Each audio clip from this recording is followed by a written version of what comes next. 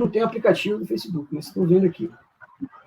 Nós vamos ter a apresentação do professor Ricardo Galeno Fraga de Araújo Pereira, né?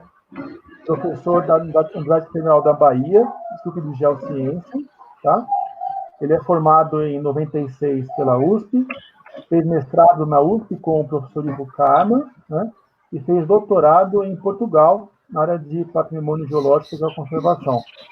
A gente agradece muito ao professor Ricardo por estar compartilhando de forma com muita empatia o seu conhecimento, toda a sua experiência com os alunos aqui, todos os profissionais, todos os cientistas que estão nos ouvindo. Muito obrigado, Ricardo. Eu passo agora a palavra para você. Muito obrigado, Fábio, pelas suas palavras, pela sua abertura aí. Antes de mais nada, mais do que agradecer a SBG pelo convite, eu gostaria de parabenizar a SBG por essa iniciativa, né?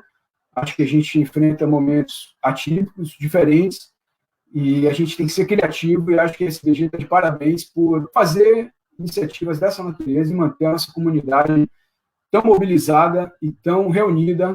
Eu até acompanhei esses dias algumas das palestras também anteriores, e pude sentir que, de fato, a participação da nossa comunidade tem sido bem significativa. Isso, para mim, é uma alegria. Então, ter a oportunidade de poder conversar com todos aqui. O tema da palestra é Geologia pós-pandemia, né? Como a geologia poderá contribuir para a reconstrução global após o Covid. E eu trago com isso uma série de reflexões para a gente ponderar, né? Mais do que a gente sofrer com a crise, mas a gente tentar aprender o que essa crise tem para nos ensinar. Essa apresentação eu vou deixar depois ela disponível para quem quiser. Eu também, ao longo dessa pesquisa que eu fiz para poder montar essa apresentação, eu fui colocando todos os links de informações as quais eu levantei e aqui coloquei. Então, quem quiser depois pegar esse arquivo vai poder clicar lá e também ler um pouco mais sobre essas coisas. Algumas coisas foram impressas, então está escrito a citação, não tem link, infelizmente, então tem que recorrer aos livros. A apresentação ela está separada nesses 13 tópicos que estão aí do lado, e a gente, ao longo do tempo, vai falando sobre isso. Bom, antes de mais nada, a gente enfrenta uma pandemia. Acho que todo mundo, então, está familiarizado que pandemia é uma doença com distribuição geográfica, global e simultânea. Então, é curioso, porque essa questão da pandemia, ela, dentro do seu conceito, ela também tem embutido aí questões ligadas às geociências, às ciências da Terra. E é importante, para a gente pensar sobre esse momento, que também existem as epidemias, as endemias e os surtos, né? O que difere a pandemia de uma epidemia é uma questão geográfica, porque, na verdade, a epidemia é uma doença que ataca muitas pessoas em uma região simultaneamente por um determinado tempo. Então, se, por exemplo, vamos supor que esse surto da Covid tivesse ficado preso somente à China, isso não seria necessariamente uma pandemia, mas uma epidemia, né? E se aquilo ficasse apenas circunscrito a algumas ocorrências lá na província de Wuhan, onde supostamente as coisas começaram, então a gente teria lá uma endemia, né? Então esses conceitos eles trazem aqui uma questão geográfica embutida já dentro disso, e se a gente for parar para ver, inclusive, as endemias já são uma área de atuação importante, né, da geologia médica, né? Então isso também é um conceito interessante, como essas questões, esses conceitos que estão em torno da pandemia, epidemia e endemia, eles passam também por definições que estão dentro do nosso área de conhecimento e que se fala justamente na questão da área de emergência geográfica que elas acontecem, né? Chamo também aqui a atenção porque a endemia também é uma área de atuação nossa. Eu fui tentar dar uma conferida aqui pelo meu celular, eu não consegui ver, mas eu vou levar as coisas adiante, acreditando que estão conseguindo todos ver, enxergar a apresentação e ouvir bem por aí. Bom, então, para a gente falar sobre as epidemias, as pandemias, como elas nos acompanham, eu chamo todos aqui para a gente fazer uma breve viagem na história do nosso tempo. Agora eu não vou falar somente de tempo geológico, mas sim de tempos históricos, né? Pelo tudo que se sabe até hoje, a cidade, que é praticamente hoje a maioria dos habitantes desse planeta, vivem em cidades. A cidade é uma coisa que começou, uma concepção de vida que começou há 3.500 anos atrás, ali nas regiões onde está ali demarcada no que é o Oriente Médio, né, ao longo do Mediterrâneo, e é curioso que já em 1500 a.C., ou seja, 2000 anos depois, esse modo de vida já se estendia também lá para aquelas regiões da Península Ibérica, para a China, né? E a vida em cidades é mais do que uma vida numa aldeia. A humanidade começa a viver em cidades quando ela percebe que ela depende de uma cadeia social e que, então, você tem as pessoas que produzem comida, elas geram excedentes para poder trocar por outras competências das pessoas que viviam também nas cidades, era sapateiro, enfim. Então, a gente lá em 1500 a.C., a gente já tinha essa concepção, né? Mas aí eu estou falando ainda da antiguidade, né? Então, eu peguei esses 3.500 últimos anos da história da nossa sociedade, do planeta, e coloquei aqui, ao longo dessa linha, proporcionalmente, né, as divisões do tempo histórico. Se a gente for parar para pensar, né, no tempo histórico, que inclusive marcando ali o ano Domini, que é o ano zero, digamos assim, o ano do nascimento de Cristo, se a gente for parar para pensar, existem vários registros de epidemias, ou de pandemias na nossa história. Eu selecionei aqui 4, né, que é já no século IV, existe um registro histórico ainda muito relevante, muito importante. Depois do século XIV, a peste negra, né? No século XIX ao XX, essa foi a pandemia de cólera, que assolou a humanidade por um longo tempo, e no século XX, a gripe espanhola.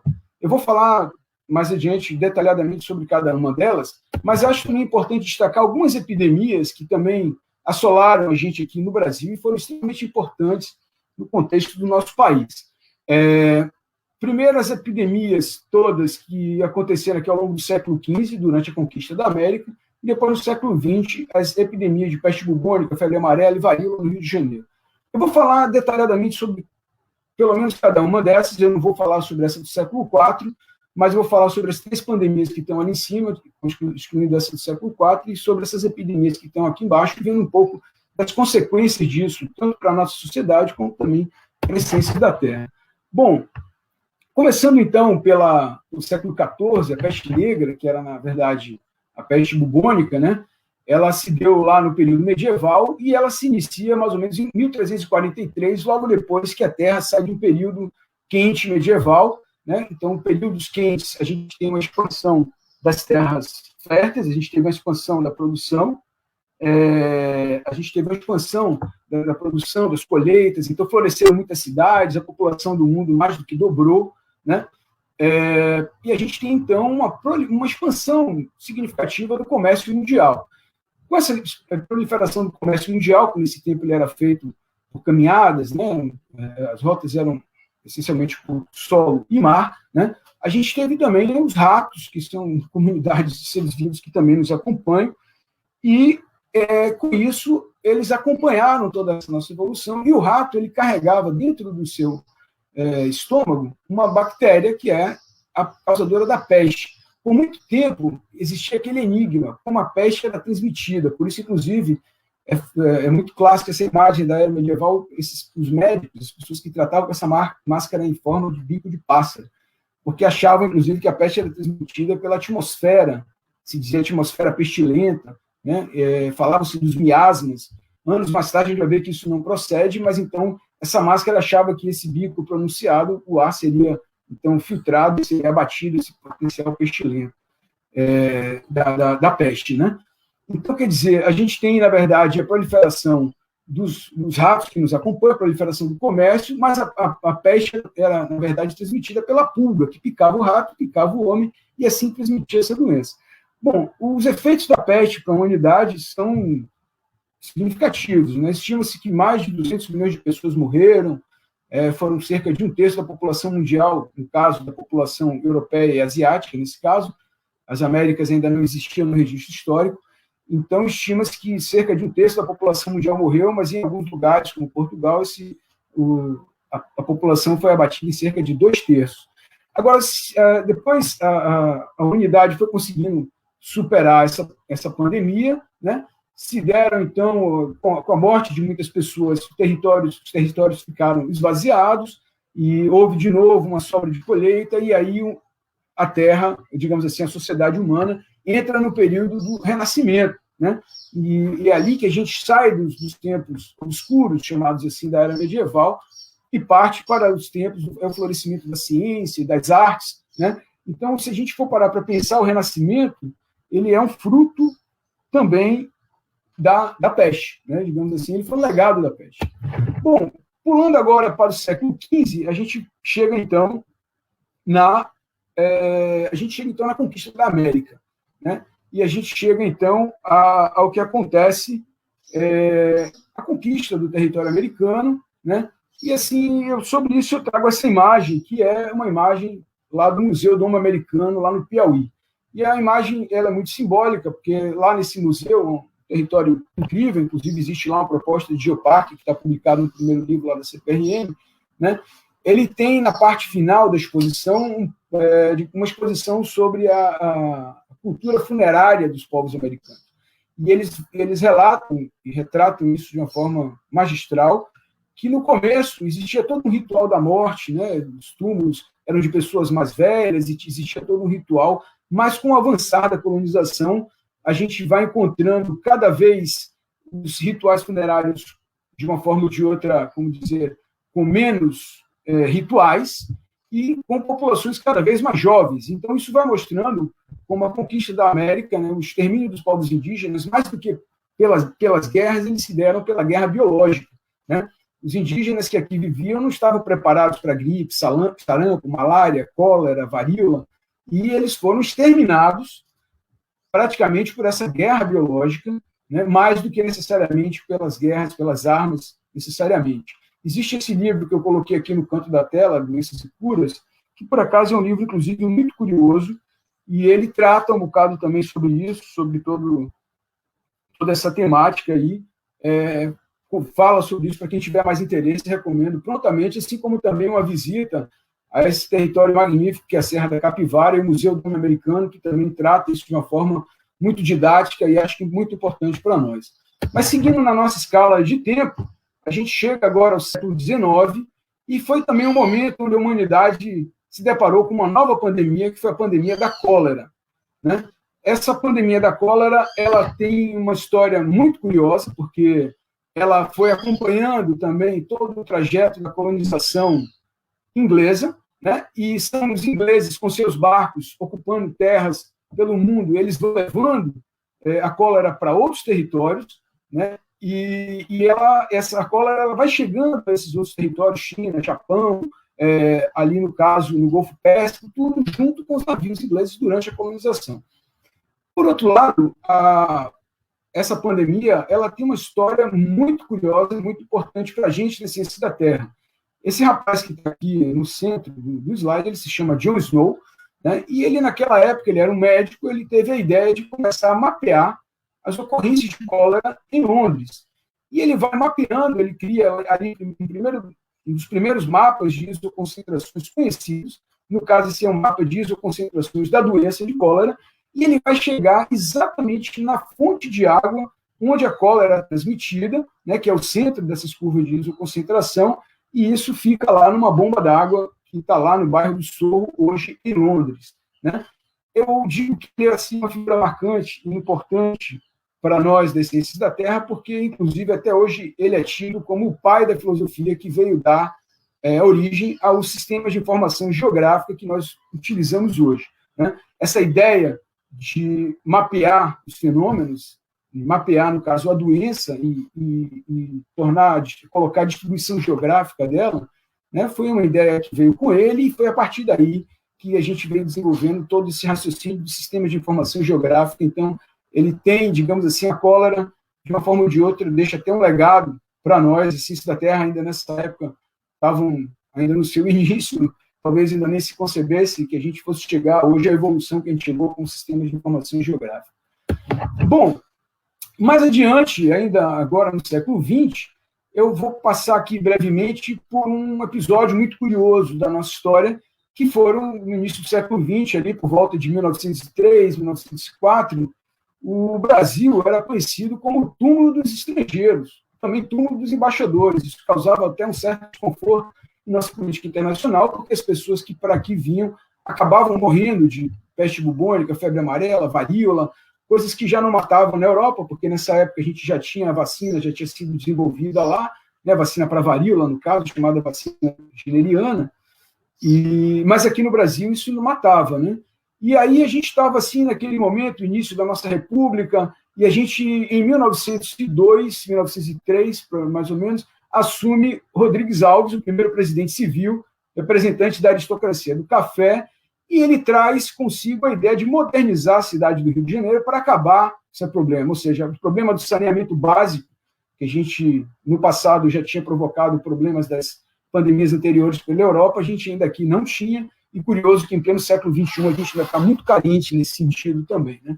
Mas o fato é que já naquele início do século XX, o Rodrigues Alves, então, ele traz consigo o Pereira Passos como para uma missão de urbanizar a cidade do Rio de Janeiro, acabar com os focos de doença, e traz também o Oswaldo Cruz como diretor-geral de saúde pública, que seria o equivalente hoje ao nosso ministro da Saúde.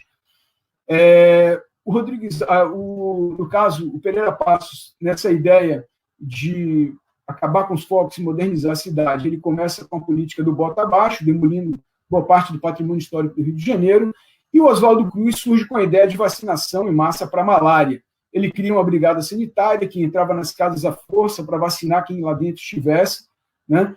Independente das pessoas quererem ou não, e quer dizer, como já havia um clamor popular ali, de uma certa forma, para derrubar o Rodrigues Alves, entendendo que ele representava a aristocracia do café e numa oportunidade de trazer de volta o poder militar, né, para o comando do país, então se cria um movimento que culmina no que é conhecido aqui da Revolta da Vacina. Então, a Revolta da Vacina tentou derrubar o Rodrigues Alves e combater essa política de vacinação em massa, né? Bom, o Rodrigues Alves, ao final de 1904, se viu obrigado a encerrar essa política da vacinação em massa, né? E, no final das contas, todos saem perdendo, né? Ele consegue se manter no poder, ele consegue levar adiante as reformas de urbanização do Rio de Janeiro, mas ele para com a política de vacinação em massa e consegue se manter no poder. Um fato muito curioso é que o Rodrigues Alves, ele depois se reelege para um segundo mandato, mas ele vinha a falecer logo adiante, em 1909, ele vem a falecer da gripe espanhola, que aí é uma nova pandemia que eu vou falar para a gente encerrar essa parte aqui da nossa apresentação. Mas a gripe espanhola, apesar de ser conhecida como gripe espanhola, ela não necessariamente nasceu na Espanha. Ainda hoje há controvérsia se ela surgiu nos Estados Unidos ou na China, né? Mais uma vez, engraçado que a história, dizem que a história não se repete, mas há fatos históricos que, de uma forma ou de outra, parecem se repetir, como hoje também esse conflito, que há correntes que dizem que o vírus é americano e outras que parecem, do meu ponto de vista, mais verídicas, que, de fato, a doença nasceu na China. Mas, voltando para a gripe espanhola, até hoje isso não foi explicado. Ela teve 3 ondas muito significativas, né? A segunda delas foi a mais perigosa, e apesar de ela ter sido combatida da mesma forma que a gente combate o Covid hoje, né? Aqui tem até essa ilustração aqui do lado Conselhos ao Povo, que seria o comunicado do Ministério da Saúde naquela época. Se vocês depois tomarem um tempo para ler isso daqui, vão perceber que as formas de combater eram exatamente as mesmas que a gente está fazendo hoje. Agora, a gripe espanhola ela tinha uma outra curiosidade, que ela, por acaso, ela era mais letal entre as pessoas saudáveis, entre pessoas de 20, 30 anos. Então, ela, de uma forma ou de outra, apesar das similaridades, né, ela foi o vírus influenza, ela também foi combatida com o uso de máscara, com distanciamento social, com isolamento social também. Ela acabou, na terceira onda, tudo indica que houve uma mutação no vírus e que assumiu uma forma menos letal, e com isso essa pandemia passou, né? Até os números de pessoas que foram mortas por essa pandemia hoje são um tanto quanto controversos. Estima-se estimativas que variam de 50 a mais de 100 milhões de pessoas mortas no mundo. De qualquer forma, ela atingiu, né, 50% da população, matando também um percentual muito significativo, né? Bom, como em todas as outras, eu tentei mostrar algumas consequências. As consequências da gripe espanhola, eu não consegui encontrar nada de muito positivo, mas hoje muitos estudos, inclusive, dizem que o nazismo foi um fruto, inclusive, dessa gripe espanhola, porque se criou, inclusive, essa aversão ao estrangeiro, às pessoas vindas de fora, né? Por sinal, eu, inclusive, esqueci de comentar, mas a gripe espanhola assolou o mundo na época da Primeira Guerra Mundial, e a Espanha, justamente por ser um país neutro e divulgar informações sobre a pandemia, acabou levando a fama, que se dizia que era a gripe espanhola, porque era quem divulgava informações a respeito, mas todos os outros países do mundo foram também acometidos, só que todos que estavam em guerra faziam segredo sobre isso, até para poder não abalar a moral dos soldados nos campos de batalha, mas certamente também causou muitas mortes e tudo que, ao que leva a crer, né, essas políticas de distanciamento social e preconceito com o estrangeiro acabaram nos legando aí o nazismo. Bom, aí chegamos agora ao século XX, né, com essa pandemia que a gente está vivenciando hoje, né, o Covid, né, e será que vem, né? Bom, todos falam em crise econômica global, alguns buscam uma nova ordem mundial, falam, né, de um novo plano Marshall, que foi aquele plano de reconstrução do mundo pós-Segunda Guerra.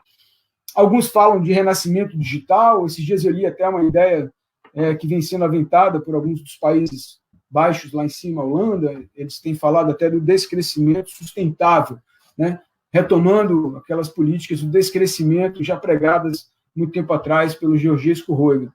Bom, o fato é que nós não sabemos ainda, né? Estamos todos vivenciando esse momento e algumas informações que a gente pega, né? Se a gente for parar para ver, essa imagem andou circulando há poucos dias atrás aí pela internet, mostrando inúmeros navios tanques parados, né? E é curioso que o mundo há muito tempo vem tentando diminuir o consumo dos combustíveis fósseis por conta da questão do suposto aquecimento global antropogênico, e a gente, por muito tempo, não conseguiu dar um baque nessa indústria do petróleo, tal como foi dado agora na Covid, e são inúmeros navios parados pelo mundo, porque a produção não pode parar, porque depois você retomar a produção de um poço, o custo é muito alto, mas, ao mesmo tempo, o consumo, a demanda diminuiu significativamente. Então, muitos desses navios estão parados para armazenar, porque, inclusive, não tem nem como descarregar, né? O baque disso na economia mundial, isso vai ser sentido logo mais. Por hora, a gente vê uma redução no preço dos combustíveis, o que, de uma forma ou de outra, não é só fruto disso, mas é uma situação favorável. Mas e aí? O que vai ser do nosso país, que é um exportador de commodities, né, chamado, se orgulha de ser o celeiro do mundo, não sei até que ponto, tenho cá minhas ressalvas, para onde vamos com tudo isso? Essa é a pergunta que se coloca e é sobre isso que eu gostaria de falar daqui por diante. Antes de seguir nessa conversa, eu também assim, convido todos a pensar, né, que, de uma forma ou de outra, a humanidade toda está submetida aos eventos geológicos. Depende de recursos minerais, mas talvez mais de 90% da população mundial desconheça a geologia, né? E eu acho que é chegado o momento de a gente mostrar para a sociedade como o nosso planeta funciona, né, como podemos tornar esse lugar um lugar melhor para se viver. Né? Afinal de contas, muito do que a gente precisa fazer para mudar os cenários do mundo e evitar novos cenários de pandemia, como a gente vai conversar daqui por diante, passa também pelo conhecimento que a gente detém, né?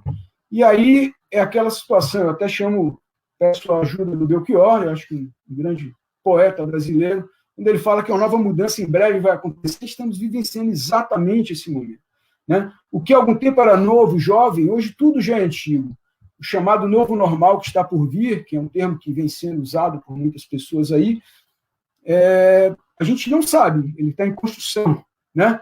E num momento como esse, talvez paz, união, amar e mudar as coisas nos interessam mais e talvez seja o momento de a gente aproveitar essa ocasião para poder se comunicar melhor com a sociedade e mostrar o quanto que as geociências podem contribuir para a reconstrução, né? Então, alguns pontos que são importantes para a gente poder pensar no que vem a seguir, né? Pelo que eu relatei aqui, deixei até a linha do tempo ainda marcada com todas as pandemias que eu falei, e não são todas, né? Eu peguei aqui só uma pequena amostra, tem muito mais, quem quiser estudar o assunto vai ver que existem muitas outras, mas pandemias, epidemias, desastres naturais, né? Terremotos, vulcanismo, são eventos sistemáticos e marcantes na história das nossas sociedades. Apesar das perdas, dos danos políticos, eu até também apontei algumas das situações políticas que coisas desse tipo trazem como consequências, né? A superação dessas pandemias nos aponta novos rumos para a humanidade. A humanidade quer sobreviver e ela tem que repensar, né? Então, num momento como que a gente vive hoje, a busca por fontes alternativas de energia, né? Até que ponto a energia nuclear, que muitas vezes é tida como uma grande vilã, mas ela é tida como uma grande vilã por um dano potencial, até que ponto ela é pior do que usar uma energia hidrelétrica, que é tida como sustentável, mas ela não é um dano potencial, ela é um dano real, né? As barragens cobrem áreas muito vastas, extensas, enfim, cobrem um patrimônio arqueológico rico, às vezes um patrimônio espeleológico, né? Será que não é chegada a hora de a gente repensar a nossa matriz energética e o uso de outras fontes de energia, né? A energia nuclear também não pode ser uma alternativa. Está na hora de a gente debruçar sobre alguns paradigmas postos, né? Está na hora de a gente pensar, né, sobre a prevenção dos desastres, terremotos, escorregamentos, enchentes, secas, né? O mapeamento das áreas de risco geológico e as melhorias nas condições sanitárias, nas ações de conservação e manejo das áreas naturais, em preservação da memória da Terra, para que a gente possa, inclusive, conhecer fenômenos catastróficos do passado e prever cenários de risco no futuro. Será que não é chegado o momento de a gente começar a pensar nessas coisas, né? Quer dizer, as autoridades, as lideranças globais, elas têm que contemplar as adversidades no planejamento. Esses dias, eu, inclusive, recebi por WhatsApp um vídeo muito curioso, onde começava o Trump falando, ele dizendo como é que a gente ia pensar que uma gripe ia parar o mundo dessa maneira. E logo em seguida é cortada a voz dele e entra o Obama falando, a gente tem que se preparar para o futuro, porque uma gripe de um vírus novo pode causar problemas severos e marcantes no mundo. É um vídeo muito curioso, são falas reais, não sei se ainda tem, não sei se alguém recebeu e viu esse vídeo, mas pensar o mundo, a gente tem que estar preparado para todas essas adversidades, né? Pensar na questão do suprimento de água, os demais ativos da geodiversidade, os demais recursos minerais, né? A gente tem que pensar no diagnóstico, na recuperação de áreas degradadas, com o crescimento urbano, tal como ele é hoje, a gente se dá o luxo de pegar uma área e deixar aquela área contaminada, perdida, né? Enfim, a gente não se pode dar esse luxo, a gente tem que reincorporar, fazer uma reengenharia dessas áreas, né? A gente tem que começar a ver a importância da conservação das áreas naturais. Isso vai muito mais além do que uma questão estética, né? Essas áreas naturais são os locais onde vivem esses vírus, e a gente, cada vez mais que a gente rompe essas fronteiras, a gente está se aproximando de mais e mais doenças que podem estar por aí, mas também onde vive o vírus e onde vivem os organismos que podem combatê-lo. Então, a conservação de áreas naturais é um ativo muito importante para o nosso futuro. E, acima de tudo, o conhecimento geológico com as modelagens ambientais, considerando o cenário de diversidade, são também digamos assim, um início de oportunidades para isso, para a nossa área de atuação da geologia, né? Então, enfim, a gente também tem que pensar que, do ponto de vista do conhecimento, cada vez mais a gente vai ver um declínio do conhecimento hermético, e a gente cada vez mais tem que estar apto a dialogar com outras ciências, saber levar o nosso conhecimento sobre o passado e a memória da Terra para outras áreas do conhecimento e mostrar a importância do nosso conhecimento nesses cenários adversos, né? Então, é aí que começam a surgir nossas novas áreas de atuação, a geocomunicação, a geoeducação, a geologia social, o emprego da geologia ambiental não só no licenciamento, mas também no planejamento urbano, a geoconservação, o geoturismo, a divulgação científica que está além de tudo isso.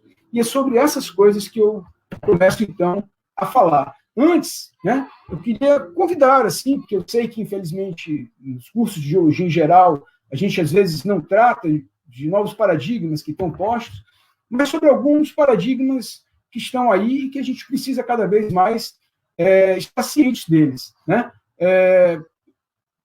Um deles é o que a gente chama de planetary boundaries, ou fronteiras planetárias, há quem chame também de limites planetários, digamos assim, um paradigma que foi criado aí pelo Stockholm Resilience Center, o link está aí, e também pelo pessoal da Universidade na Austrália, que coloca que existem 9 limites planetários, que a partir do momento que a gente romper um desses limites, a gente pode provocar, digamos assim, impactos irreversíveis no sistema Terra. Esses 9 limites seriam a diminuição da camada de ozônio estratosférico. Se a gente rompe essa camada, o que a gente vai ser, a exposição nossa a raios solares vai causar problemas muito severos, índices muito crescentes de câncer de pele, né? A perda da integridade da biosfera, ou seja, a perda da biodiversidade de uma forma geral. Se a gente romper isso a um ponto, talvez a gente não tenha mais como recuperar. A poluição química e a liberação de novos poluentes, cada vez mais a gente cria novos produtos, lança na atmosfera, lança nos oceanos, e a interação desses produtos pode gerar elementos recalcitrantes ainda piores para o futuro, né? Também as mudanças climáticas, não vou entrar aqui no mérito se as mudanças climáticas são antropogênicas ou não. Para todo mundo que é estudante de geologia, que é profissional da geociência, sabe que a Terra mudou várias vezes por razões diversas de clima, né? É mais do que conhecido a pequena idade do gelo na Idade Média. Então, se a gente está alterando a velocidade com que isso se dá ou não, aí é outra discussão, mas que a gente tem que estar preparado para um cenário de mudanças climáticas, isso é um fato, né? A acidificação dos oceanos também é um dado. E se a gente chegar também a certos níveis de oxidação, a gente vai ter problemas sérios nos ambientes recifais, que são os verdadeiros aprisionadores de carbono na geosfera, né? Ainda a questão do consumo de água doce, o ciclo global da água, né? Se a gente afetar, se a gente esgotar nossas reservas de águas potáveis, a água ela faz parte de um ciclo. A gente pode não comprometer toda a água do planeta, mas toda a água potável, sim, né? As alterações fundiárias no uso da terra, de modo que a gente também tenha alterações, impactos significativos, os fluxos de nitrogênio, de fósforo para a biosfera e para os oceanos, isso vai levar à eutrofização de todos os ambientes de água doce, né? E as cargas de aerossóis atmosféricos, que é o número de partículas, suspensões e partículas em suspensão e partículas jogadas na atmosfera, que isso também podem afetar não só o clima, mas até a qualidade respirável do ar.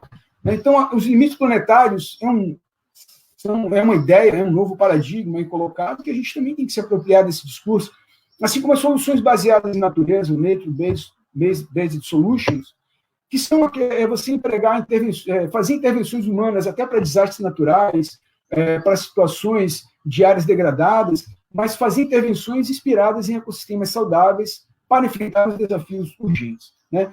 Buscar na natureza a solução e não criar mais sistemas, mais problemas, mais questões de engenharia que podem trazer novos problemas no futuro, né? Outro paradigma também importante, né, são os Objetivos de Desenvolvimento Sustentável propostos pela ONU dentro da sua Agenda 2030. Vale lembrar que isso foi proposto há menos de 10 anos atrás, nós já estamos em 2020, faltam 10 anos para que a gente tenha essa agenda cumprida, né, e o papel das geociências ele é muito grande dentro dos Objetivos de Desenvolvimento Sustentável propostos na Agenda 2030 da ONU. Eu destaco aqui 5, onde eles são irrefutavelmente necessários. O primeiro é acesso à água potável e saneamento. Isso passa pelo conhecimento geológico, isso passa pelas ciências da terra, isso é uma área de atuação nossa, isso é um conhecimento nosso. Precisamos cada vez mais nos apropriar desse cenário de atuação e dessa linguagem e colocar os nossos conhecimentos em prática nessas áreas. As cidades e comunidades sustentáveis, como é que a gente vai construir cidades e comunidades sustentáveis, negligenciando o conhecimento geológico, conhecimento do substrato geológico, os cenários de risco geológico, a geomorfologia fluvial, a indústria, inovação e infraestrutura. Como é que a gente vai pensar a indústria sem pensar nos recursos minerais, as possibilidades de novas jazidas, ou até de novos materiais, emprego de novos materiais na indústria de materiais, né? Energia limpa e acessível também passa pelo escopo das geociências, também é uma área de trabalho nossa, também é um discurso que temos que nos apropriar. E uma ação global contra a mudança, uma ação contra a mudança global do clima. Bom, de uma forma ou de outra, seja essa mudança antropogênica ou não, né, a gente pode e deve participar disso. De que forma eu vou discutir mais adiante, mas, por exemplo, muitas das nossas cidades não estão preparadas para um cenário de mudança. E isso eu vou trazer mais adiante, conversar também ainda mais um pouco sobre isso. E, por último, eu também gostaria de trazer aqui um paradigma muito importante. O Brasil luta já há mais de 10 anos pela implementação de políticas no sentido de pagamentos por serviços ambientais, e a gente ainda não tem isso bem consolidado no nosso país, e eu espero que os geocientistas cada vez mais se abram para isso, porque é uma filosofia muito aplicável na proteção de bacias hidrográficas, né, e muito aplicável também na proteção de encostas, né, que é justamente aquela ideia de um instrumento econômico que, assumindo uma falha na gestão pública, a gente começa, então, a pagar aquelas pessoas por serviços ambientais a partir de um uso da terra mais compatível com cenários favoráveis, não só ao dono da terra, mas, digamos assim, ao sistema terra em geral, né? Ou seja, o beneficiário ou o usuário do serviço, a sociedade, através de recursos financeiros, incentivos fiscais, outras formas de remuneração, vai retribuir os provedores do serviço, aquelas pessoas que fazem uso da terra compatível com, por exemplo, o aprisionamento de carbono através do replantio de árvores, manutenção de florestas, até para uma questão de estabilização de encostas, ou até para a proteção de bacias. Então, são instrumentos importantes que muitas vezes a gente, nas geociências, não se aproxima deles e acaba negligenciando eles. Isso pode ser empregado em diversos cenários, inclusive de licenciamento, de empreendimentos e coisas do gênero. Bom, então, para fechar esse bloco, né, semana passada teve o congresso do que seria a SBG europeia, né, que é a EGU, a European Gene Science Union, e eu já tinha discutido com a SBG essa proposta dessa palestra, mas eu achei muito curioso que, no encerramento desse congresso, a EGU fez a declaração de significado, da significância do conhecimento e da expertise geológica para atingir os desafios globais. Nós somos elementos extremamente importantes nesse novo mundo que está por vir, né, nesse novo momento que a gente está por vivenciar. Né? O nosso conhecimento é muito importante para garantir a provisão de suprimentos confiáveis de recursos minerais, para a proteção ambiental, né, para constituir uma resiliência social aos efeitos de médio e longo prazo de desastres naturais e de riscos antropogênicos. Né? Isso que está lá na declaração da EGU, e que, por acaso, eram coisas que eu vinha pensando ao longo desses dias, coincidentemente ou não, para a gente conversar aqui nessa palestra, e é sobre isso que eu agora também gostaria de entrar, antes falando, né, que a gente vai viver um cenário onde cada vez mais robôs, impressoras 3D, né, mudam toda a configuração da indústria. A indústria vai deixar de ser, muitas vezes, deixar de ser um parque pesado para estar dentro da própria cidade. A gente vai ter desperdício de materiais, então vai ter uma otimização no consumo de materiais, mas outros materiais, como, por exemplo, grafite, terras raras, todos esses podem aumentar a demanda sobre ele. Né? A gente vai ter o emprego de vantes com novos métodos de investigação ambiental. Né? Então, o que a gente vai experimentar é uma mudança nesse parque produtivo, uma mudança nas formas de investigação ambiental e uma mudança, inclusive, nas demandas. Talvez as únicas coisas que sigam como demandas constantes e importantes vai seguir sendo a água, né? Água potável, assim como também o petróleo, por ser uma indústria muito forte, e mesmo que não seja por combustível fóssil, a indústria de materiais ela ainda deve ter uma longa vida. Né? E, mais do que isso, a gente tem que aceitar e entender o antropoceno, porque, afinal de contas, a sociedade humana é hoje, sim, um agente geológico. Nós somos efetivamente capazes de provocar mudanças substanciais no sistema Terra, principalmente nos fenômenos de superfície, transposição de bacias, alteração do fluxo de sedimentos. Né? Hoje, por exemplo, Portugal é um país que enfrenta sérios problemas de erosão costeira, mas se você for olhar para o interior, todas as bacias praticamente hidrográficas foram represadas para geração de energia elétrica. Então, falta suprimento de sedimento na desembocadura dos rios, e com isso você vai ter cenários de aumento da erosão costeira. Ou seja, a nossa capacidade de alterar o sistema Terra é um fato. Né?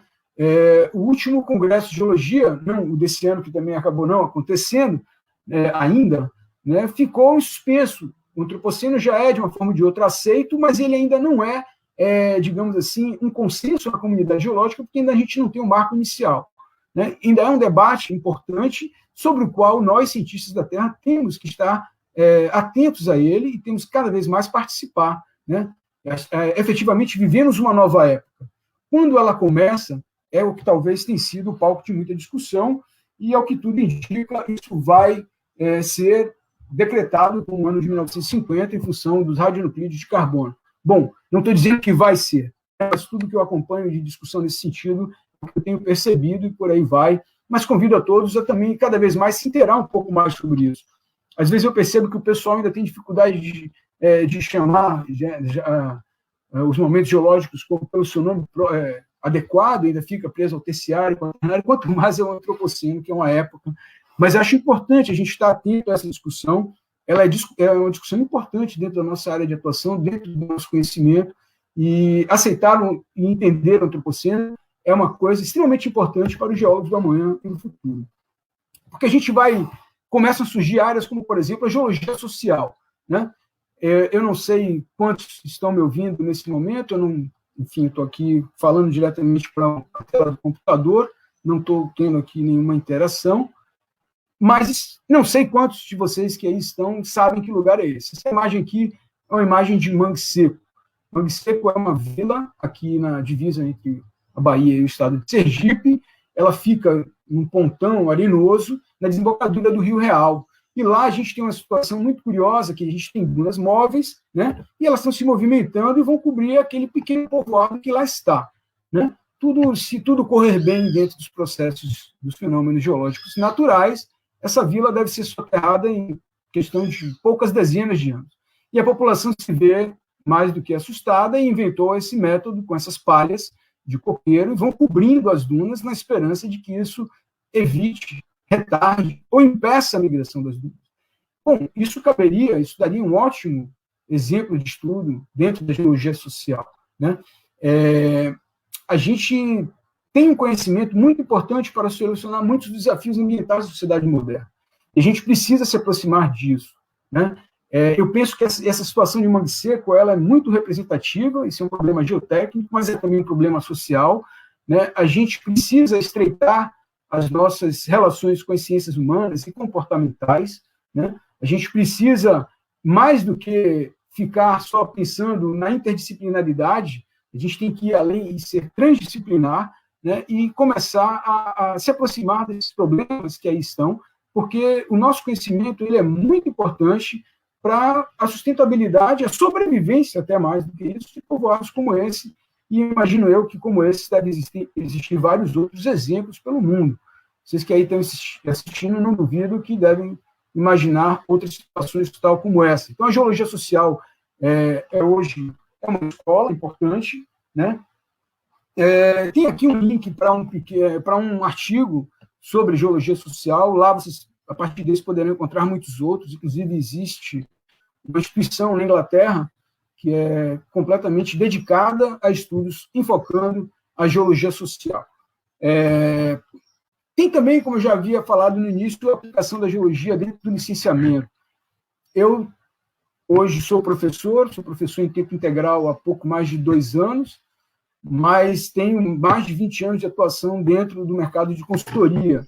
Trabalhei em muitos projetos de licenciamento e vou confessar a vocês que muitas vezes eu ficava triste de ver que a gente tinha a oportunidade de fazer um bom trabalho. Muitos dos relatórios que a gente abria, a gente encontra lá apenas compilações do Radar Brasil. A gente pode fazer muito mais dentro da área do licenciamento. O nosso conhecimento é muito importante, né, dentro da questão dos recursos hídricos, da pedologia, da parte da geomorfologia, né? E o licenciamento ambiental é hoje uma situação que está sendo extremamente fragilizada no nosso país por uma série de políticas que a gente tinha, elas estão sendo extremamente flexibilizadas, né? E é muito importante a gente estar consciente que essa flexibilização dos padrões ambientais do presente, né, elas podem nos aproximar de cenários de risco no futuro, né? Como cenários de risco como esse que a gente está aí, né? Porque a conservação das áreas naturais é um ativo importante, tal como vem sendo demonstrado, como eu falei ali, pela questão dos limites planetários, né?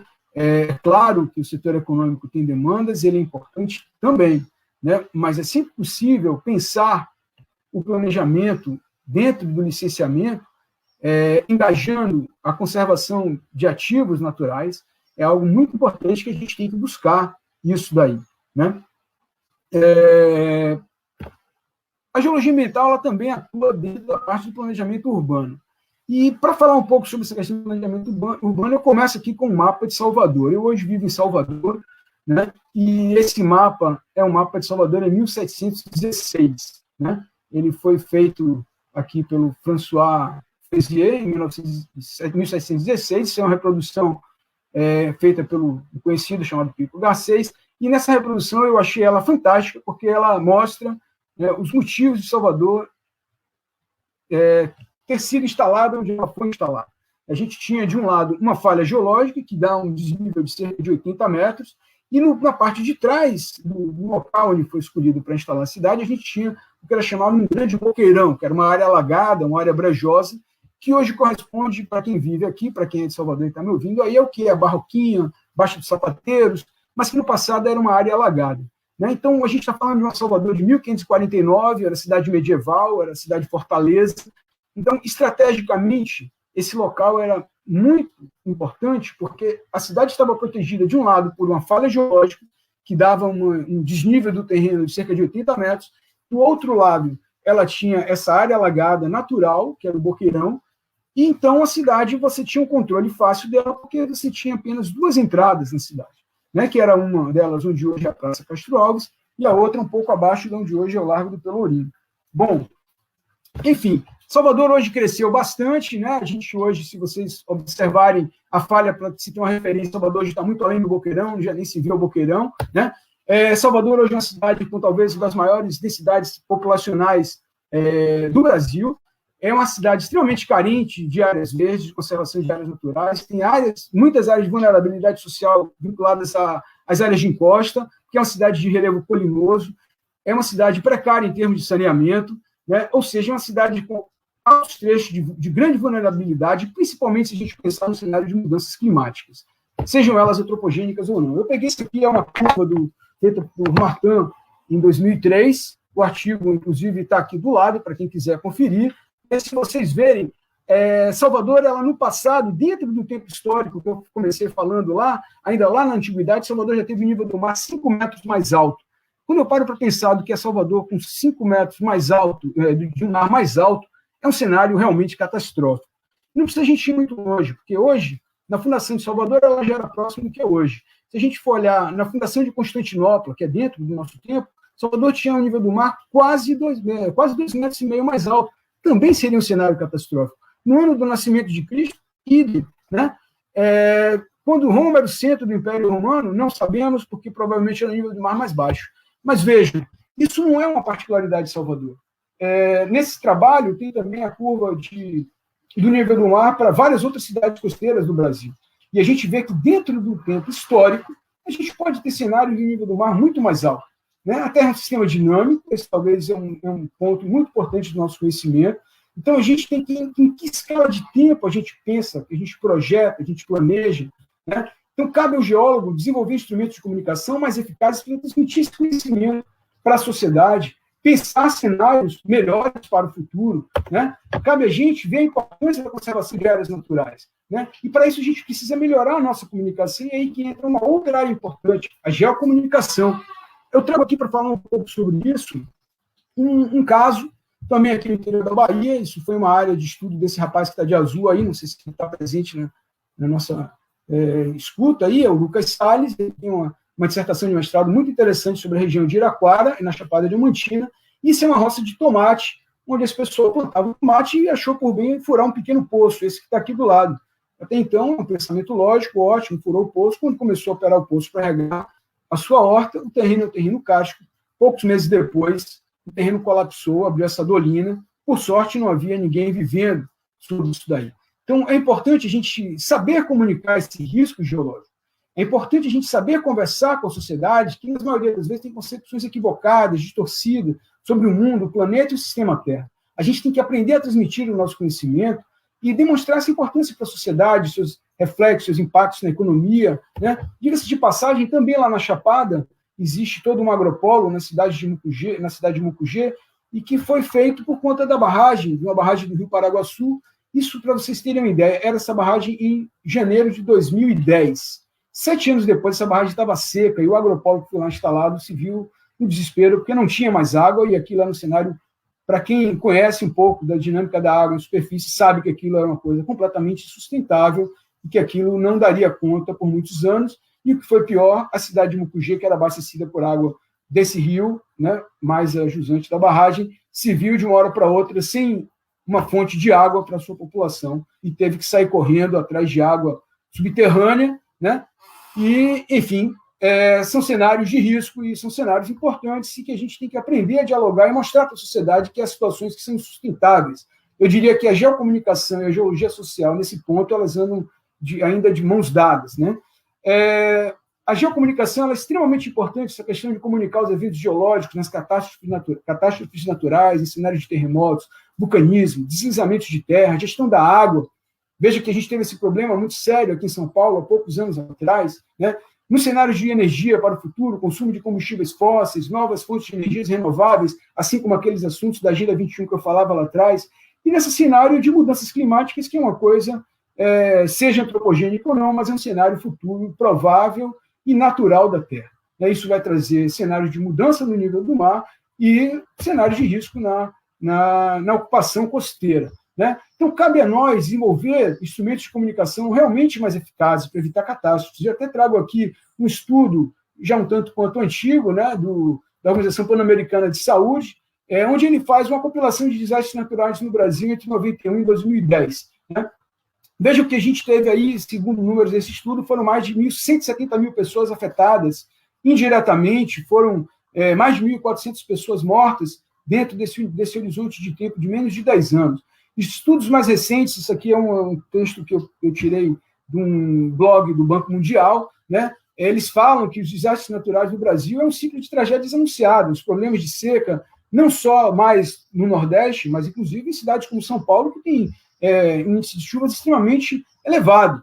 Né? Então, esse surto, como está dito lá, apesar de um súbito aumento nos custos dos desastres naturais no Brasil nas últimas décadas, somente em 2011, após eventos catastróficos na região serrana do Rio, é que o governo passou a se mexer um pouco mais e de forma um pouco mais consistente, diga-se de passagem, com forte participação do Serviço Geológico do Brasil, que está de parabéns por atuar de forma muito importante nessa área aí. Né?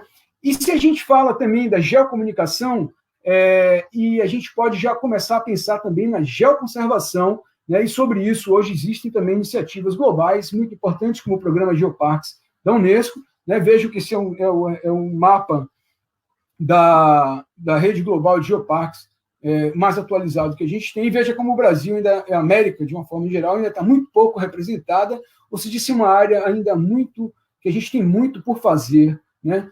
Trabalhar dentro dessa questão da geoconservação, geoparques, né? Sobre isso, inclusive, o Serviço Geológico também vem atuando, né? Publicou o livro das propostas de geoparques no Brasil, onde são 37 propostas, já foi publicado o primeiro volume com a quantidade delas, espero que esse ano saia outro, né? Mas o Brasil hoje, inclusive, esse ano teve a feliz surpresa, a feliz notícia, não é uma surpresa porque é fruto de muito trabalho, né? A gente tem agora 2 geoparques aspirantes, que vai ser alvo da missão da Unesco esse ano para avaliação, eles já tiveram toda a documentação submetida e aprovada desde janeiro, e aguarda a missão para vir, para chancelar ou não essas áreas, mas ao que tudo indica. Outro dia, o professor Marcos Nascimento, inclusive, fez uma palestra dentro desse programa SBG, falou muito sobre o Geoparque Seridó, mas a gente também tem o Geoparque do Quênia, Caminho do Sul, lá no sul do Brasil, né, e é mais uma área importante de atuação, precisando de pessoas. Eu, inclusive, participei de 2 dessas propostas da CPRM, e até para ilustrar, eu trago aqui o resultado de um inventário que a gente fez para o Geoparque Serra do Sincorá, do qual eu tenho a alegria de ser diretor científico. Tenho alguns colegas também, alguns amigos e colegas que fazem parte, integram esse conselho, como o Felipe Guadagnini, não sei se ele está aí presente nos vendo também, mas ele também é um conselheiro dentro da nossa associação. Temos também o geólogo Renato Pimenta de Azevedo, que foi o nosso presidente até o início desse ano. A gente fez lá um inventário, levantou 22 sítios, então o trabalho com essas áreas é ser parte do inventário do patrimônio geológico. Né? A gente tem que identificar aquilo que tem valor dentro dos elementos da geodiversidade de um território, ver qual é o valor científico, o valor educativo, o valor turístico, os riscos de degradação. Né? Aqui do lado eu compilo imagem de 4 dos sítios melhor pontuados dentro de todos esses rankings. Quem quiser conhecer um pouco melhor o nosso relatório, também está o link aí, pode fazer uma consulta, mas tem muitos outros pelo Brasil afora, e também a CPRM vem tendo iniciativas muito importantes, com a criação, inclusive, do GeoCity, né, que é um instrumento que a gente tem uma plataforma para fazer valoração de sítios. Recomendo a todos que façam a visita. E falando, então, de geoconservação e geoturismo, uma outra área muito importante que a gente pode atuar é o geoturismo, que está na base de tudo isso. Né? O Brasil ainda está muito aquém do geoturismo, a gente tem um patrimônio geológico riquíssimo, podemos, através do geoturismo, melhorar a nossa geocomunicação, mostrar para as pessoas, nas diversas partes do país, a importância de alguns elementos da geodiversidade ali presentes. Nesse caso aqui, eu trago até um exemplo de um sítio do geoturismo na Genbudô Caves, em Toyuka, Japão. Isso está dentro da área do Senin-Kaigan Geoparque, e esse projeto ele é muito interessante, porque isso no passado era uma mina de extração de rochas ornamentais. Dá para perceber que isso aí é uma disjunção colunar em basaltos, tem cavernas aí no meio, então já era tirado as lascas de basalto perfeitas para pedras de jardim. Né? E foi justamente aí que foi feita, inclusive, a descoberta, a inversão da polarização magnética para o quaternário. Aí esse lugar ganhou todo um valor científico, a mina foi encerrada e hoje é um sítio geoturístico muito importante desse geoparque. Para aqueles que pensam que, inclusive, a mineração e o geoturismo são atividades incompatíveis, de maneira alguma. A gente tem um exemplo muito importante aqui no Brasil, da mina da Votorantim, né? Tem um trabalho que o Jean, não sei se ele está aí presente assistindo, mas ele participa desse trabalho, e a gente tem aqui, foi a primeira descoberta da camada Cretáceo-Paleógeno, né, muito importante, que é a tal camada de enriquecimento de irídio, e que marca, então, aquele eventual corpo celeste que caiu aqui sobre a Terra e extinguiu todos os dinossauros. Né? Então, a gente tem também iniciativas nessa natureza, para aqueles que acham que o turismo é uma bobagem, né, só para que vocês tenham ideia, né, dentro são dados do site do Ministério do Turismo, no ano de 2016, o turismo movimentou no mundo uma receita cambial, que é apenas um dos índices que medem a atividade econômica do turismo, uma receita cambial de 1,2 bilhões de dólares. Né? O geoturismo, ele é um segmento do turismo em áreas naturais com ênfase particular nos atrativos da geodiversidade, ele é um segmento do turismo educativo, não é necessariamente um turismo de aventura, né? E é uma forma que a gente pode empregar, inclusive, melhorar a nossa geocomunicação e mostrar o conhecimento geológico. São iniciativas simples, esse aqui também é um exemplo nas dunas de Totley, isso aqui é um centro de visitação, veja que foi montado dentro de um container, coisas muito simples, mostrando dentro dessas dunas diferenças granulométricas da região, né? Aí tem, inclusive, um ventilador ali atrás, onde você liga e ele forma uma duna, então mostrando como funcionam os processos geológicos. Né?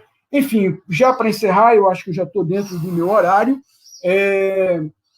eu venho escrevendo, ao longo dos anos, pequenos textos, são pequenos resumos, trazendo muitas das ideias que eu conversei aqui no meu blog lá no LinkedIn, tem um link aí em cima, discutindo a importância da geologia da conservação, a ideia de fechar uma mina, abrindo uma escola, quantas oportunidades, quantas minas fechadas no Brasil que poderiam ser verdadeiros parques geológicos, levar o conhecimento das pessoas, saber que para ela ter um celular, um computador, uma casa, ela precisa da mineração. A mineração não é só uma atividade degradante, ela gera conhecimento, ela gera saberes, né? A importância dos rios urbanos que no Brasil viraram verdadeiros esgotos, né? O quanto inúmeras cidades que têm seu nome por conta de um rio, o vínculo, a responsabilidade social da geologia, mostrando inclusive esses vínculos culturais que a gente tem com a nossa terra, né? E pensar a geologia ambiental e os geólogos do futuro, ou seja, tem vários resumos lá, quem quiser ler, está aí o link, né? Mas para fechar a nossa conversa, né, a geocomunicação é uma área extremamente importante, a gente tem que estar mais atento, a gente tem muito que melhorar, a gente tem que melhorar muito a nossa comunicação, ela é super importante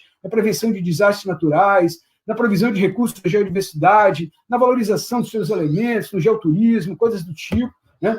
A gente precisa pensar e se engajar muito na conservação de áreas naturais, conservar a memória ambiental da terra, para que as pessoas tenham consciência que, às vezes, um ambiente que hoje enfim, é uma planície, né? No passado era um leito de um rio, e isso pode mudar numa escala de menos de uma centena de anos, né? Então, a conservação da memória ambiental da Terra é importante para que a comunidade entenda a velocidade dos fenômenos geológicos, a dinâmica do nosso planeta, né? A gente tem que se engajar mais dentro do planejamento urbano, da recuperação das áreas degradadas, da incorporação ressignificação dessas áreas para o uso da nossa sociedade, para que a gente evite, né, você ocupar novas áreas, tem tantas áreas degradadas que podem ser reutilizadas para outras atividades, né, áreas e inclusive evitar a ocupação de áreas de risco geológico, enfim, né, fora a prospecção de novos materiais, a gente pode ter uma mudança na nossa matriz mineral, novos materiais, novas jazidas podem ser descobertos. Enfim, nós temos um vasto campo ainda de atuação, precisamos, antes de mais nada, por isso eu coloquei em primeiro lugar, melhorar a nossa comunicação para que a gente possa, então, ajudar o planeta a sair dessa e a nossa sociedade continuar existindo, porque, de fato, sair dessa o planeta vai. Melhor ou pior, eu não sei. Quem pode deixar de existir somos nós. E aí eu faço até uma pequena pergunta, se a gente estivesse diante de uma plenária presencial, eu gostaria até de abrir uma discussão. O presente é, de fato, a chave para o passado? Eu chamo a atenção, a gente não deve levar, apesar disso ser, digamos assim, um statement geológico, a gente sempre aprende isso na graduação, mas se a gente fosse pensar o mundo do passado à luz do presente, a gente estava ferrado, né? A gente tem que pensar que a Terra, na maior parte do tempo, não tinha sequer vegetação. A vegetação começa a existir no Paleozoico, né? Então, se a gente quisesse entender os sistemas fluviais do Proterozoico à luz do presente, a gente estava ferrado, a gente jamais iria conseguir. A gente tem que mudar e ampliar nossas maneiras de pensar, né? Porque, afinal de contas, o presente é fruto do passado, mais do que tudo. e ele, assim, a chave para um futuro, e eu espero que esse futuro seja melhor. Muito obrigado pela atenção. Eu estou aqui um pouco cego, às vezes me sentindo louco, falando direto para a máquina, não sei quem está me ouvindo, vou tentar resgatar o contato de alguma forma. Obrigado. Bom, obrigada, professor. A gente agradece demais aí. Inclusive, temos justamente, você deixou essa pergunta aí no final de o presente é a chave do passado, mas chegou uma pergunta dessa: qual é o futuro da geologia no Brasil? Está todo mundo querendo saber justamente isso, né? O futuro da geologia do Brasil não se soubesse também. Enfim, eu acho que o futuro da geologia do Brasil, eu acho que cabe a nós construí-lo, né? O futuro da geologia no Brasil, eu acho que a gente tem muito que contribuir nessa questão das áreas de risco.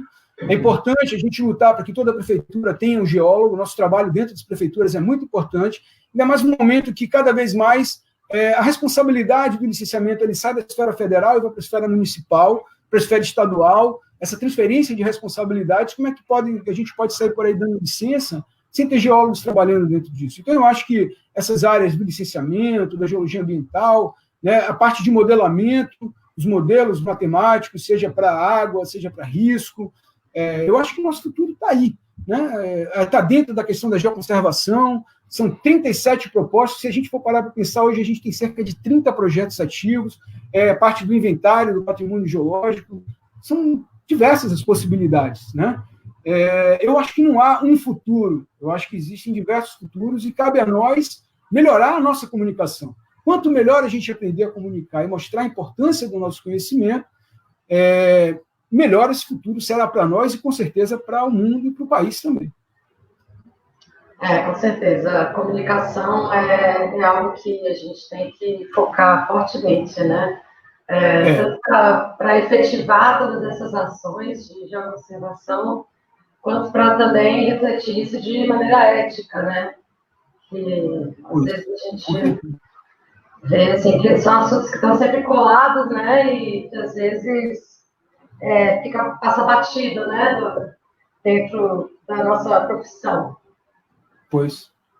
Só para ter ideia, eu me formei em 95, naquela época uma pessoa da petrologia ígnea não conseguia conversar com o geofólogo, não conseguia conversar com o pedólogo, e as pessoas achavam isso bonito. Eu, sinceramente, não vejo beleza nisso. Acho que a gente tem que aprender a falar com todos e mostrar para todos a importância do nosso conhecimento, a importância da geologia, inclusive no planejamento de todas as atividades econômicas, né? A importância da conservação de áreas naturais, a importância da conservação da geodiversidade, inclusive para conservar a memória ambiental do nosso planeta. Então, esse futuro está em nossas mãos e a gente que pode fazer um futuro melhor. Com certeza. Nossa, muito obrigada pela super exposição, foi demais. Todo mundo aqui mandou, inclusive, vários comentários muito profundos. A participação do público foi muito fera mesmo.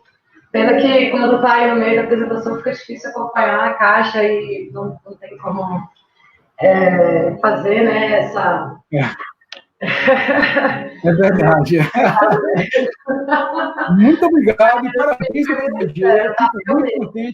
Fico muito contente com essa iniciativa. Parabéns. A gente, ao invés de tomar o baque da não realização do Congresso, tal como previsto, na data prevista, a SBG foi capaz de ressignificar o seu papel e fazer isso de uma forma extremamente, que congrega a nossa comunidade e nos mantém juntos e firmes aqui, porque é isso que a gente precisa. A gente precisa aprender a conversar, ter paz, para a gente poder construir um futuro mais próspero aqui no nosso país.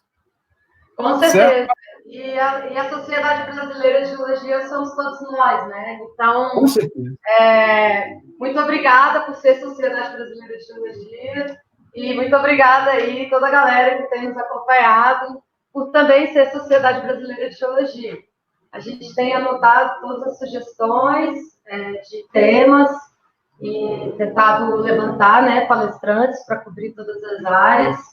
E o interessante é esse, acompanhando todas as palestras, a gente vê o quanto que a geologia é ampla e o quanto que a geologia conversa com várias áreas e, mais uma vez, né, corroborar aí com o seu argumento, né, a necessidade da gente melhorar a nossa comunicação e e fazer parte, né, desse mundo interdisciplinar. Com certeza. Antes de encerrar, eu só queria deixar claro que eu autorizo a disponibilização do PDF dessa palestra para tantos quantos queiram. E, como eu disse, os links para praticamente todas as informações que eu falei estão aí. Tem muito material de pesquisa nesses links, muita coisa interessante para quem quiser estudar, conhecer um pouco mais de cada uma das coisas que foram aqui faladas. Então, fica aí disponível o PDF para quem quiser, pode disponibilizar, sim. Tá certo? Obrigadão, professor. Então, gente, esse vídeo vai ficar disponível aqui na seção de vídeos da nossa página aqui do Facebook. Os arquivos PDF que a gente recebe dos palestrantes, a gente está disponibilizando na página da SBG. Lá tem uma aba para as palestras, né, para os Juntos à Distância. E aí a gente coloca o link tanto para acessar o vídeo, quanto o link para acessar o arquivo PDF que o palestrante enviar. Mais uma vez, muito obrigada, professor Ricardo. E quero lembrar o pessoal aí que eu estou colocando toda hora o link para os certificados. Eu vou voltar agora lá para a caixa de mensagens para ficar postando o link para os certificados, que daqui a pouquinho encerra, tá? Então, gente, lembra de pedir aí os certificados. Obrigadão, professor. Obrigado, parabéns. E, gente, até amanhã às 10, então, a gente tem mais uma palestra super interessante. Nos aguarde. Bom trabalho para todos. Até mais, saúde e paz. Fiquem em casa. Fiquem em casa, com certeza, se puder.